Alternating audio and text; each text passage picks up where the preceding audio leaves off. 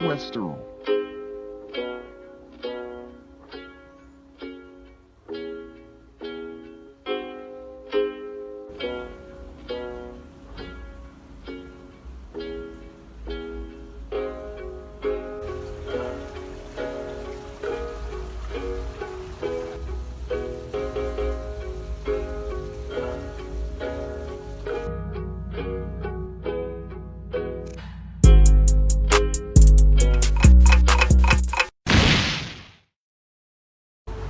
So handbrakes are a critical part of drifting.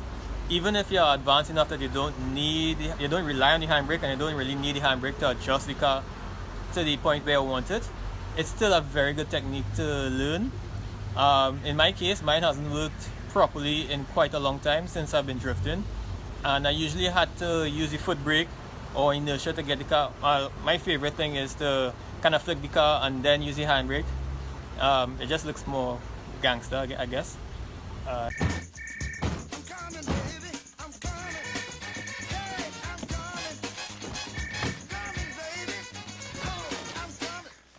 Bonjour. I've decided, I've had enough, because when you're third gear, deep, full throttle, sideways, and the car grips up a little bit, and you grab for that handbrake, and there's nothing, yeah, the pucker factor is pretty high.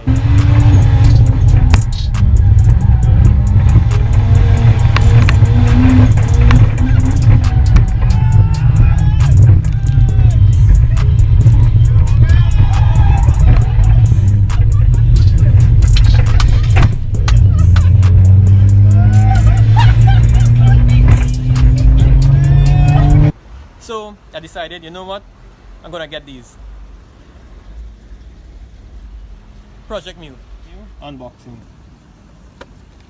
Oh, come on, I need 2 hands to open this thing. Oh, well, as you can see, these were the D1 spec, which is the repair one, and IS100A is the part number, right? Made for, as you can see there, JZA80, which is this. Woo. This is what we're talking about. So here we have the 2 pairs, they'll be left side and right side, and it isn't marked, right? But you know, a little bit of experience and hopefully common sense will tell me which side is which, because it's, you know, it's mostly symmetrical. So there we have it, D1 spec. Time to get this on the car. So I took the wheel off to get access to the handbrake. This is the rear disc brake, but what happened with these cars, inside here is the handbrake assembly, and that's drum. So this is the drum part and this is the disc part. To get to that, I have to take off 2 bolts here that's holding this caliper on, and put a little, you know, just pry it back a little bit so it gets enough space and it gets slack enough for it to come off. And I won't let it hang, I'll hook it up on something else, because it'll put pressure on these rubber lines. The other thing to discuss is that, okay, when you take this off, this should be able to just pop off, but you have to release the handbrakes to get it come off. You have to remember that.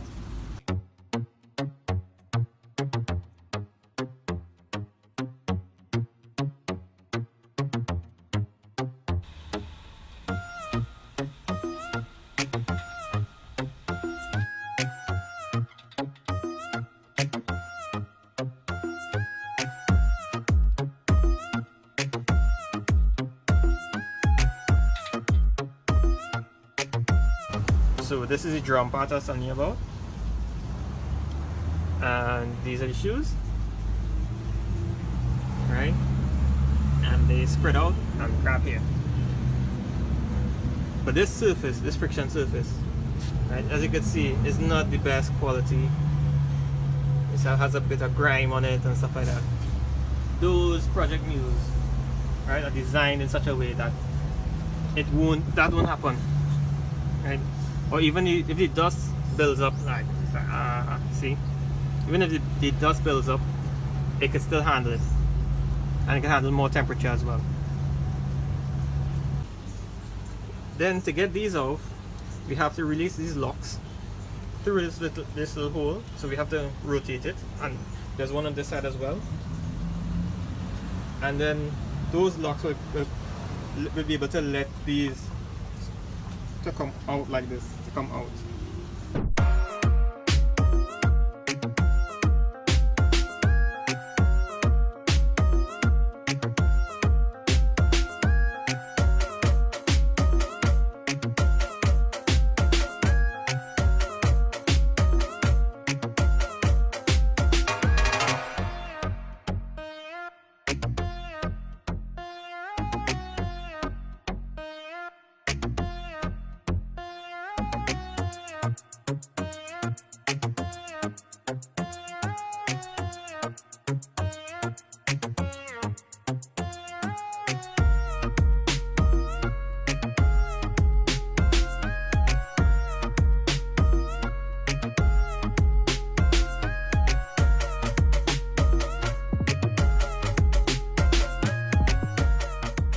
Next on the agenda is to take out these springs that keeps the force pulling in.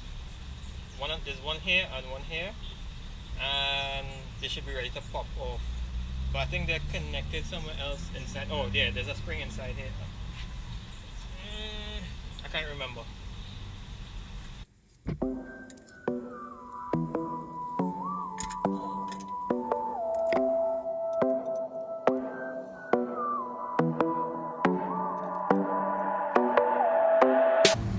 So basically this is how it is when it's not surrounding the hub.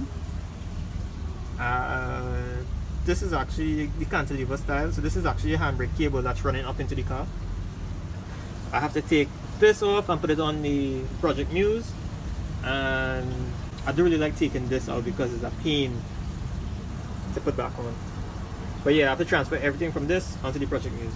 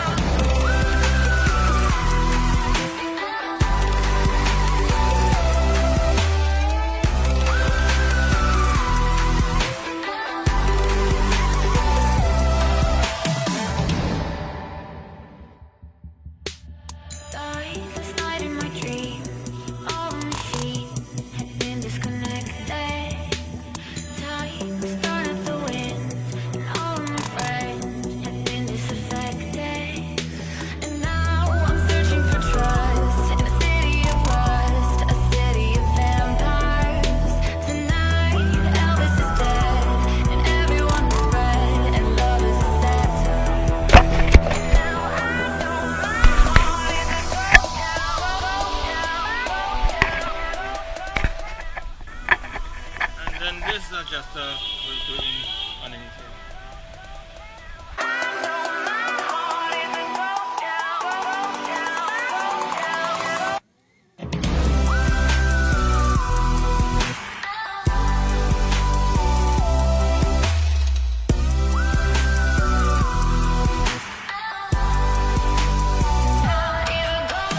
And to finish it off, I usually take a piece of emery and just lightly stop.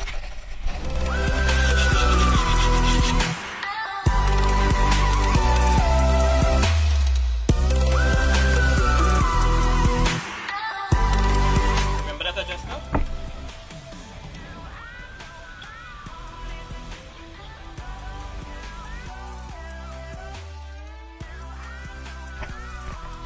I usually do. I adjust this until it's unable to move. See? And then I back it off one turn.